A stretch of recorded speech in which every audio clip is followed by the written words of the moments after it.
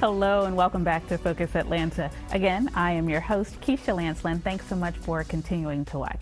In this segment, I'm having a real fangirl moment. I gotta say, I've never met a real life fisherwoman.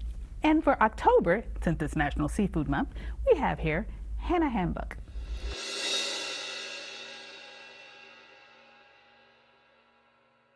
So good to meet you. Same to you. Okay, for October is National Seafood Month. For National Seafood Month, we want people to be more sustainable. What should we be thinking about? So sustainable seafood means that we use environmentally responsible practices when we fish, right? We're making sure that the fish and its environment stay healthy.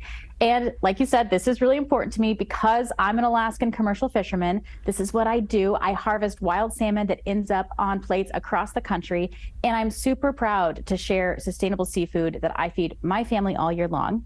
And I know too that 80% of shoppers care about healthy oceans and sustainable seafood personally too, which makes me so happy, not just because I'm a fisherman, but because this is one of the ways that we can all help watch out for the ocean. And it's a big ocean. That's why we've got to work together. I work with folks like the Walton Family Foundation, with my fellow fishermen, grocers, all people that care about healthy oceans. So as we're, making our decisions in terms of what type of seafood to purchase, what should we be looking for? What are the, those key words? What are those things that we should be looking out for? Because we see farm raised, we see, wild caught, we see all kinds of things. What should we be doing to put ourselves in the right position?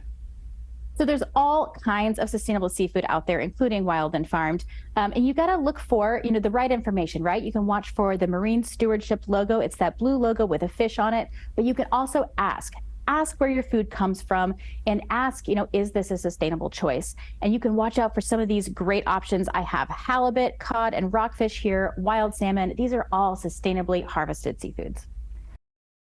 You answered my next question. That's what I wanted to know. What types of so many amazing fish out there. And, our taste buds, sometimes you want something a little light and flaky. Sometimes you want something a little meatier and heartier. But there are those type of fish in both categories that we can still make the correct sustainable choice.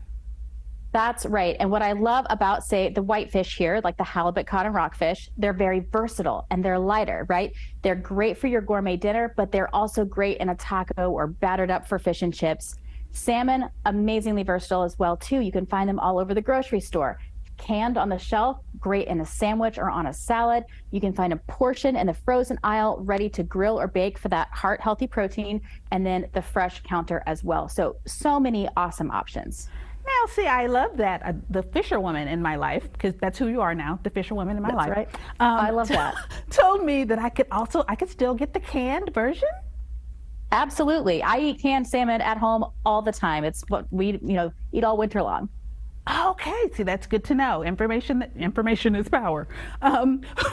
Where do you want us to go to learn more about sustainable seafood practices? Is there a website or something?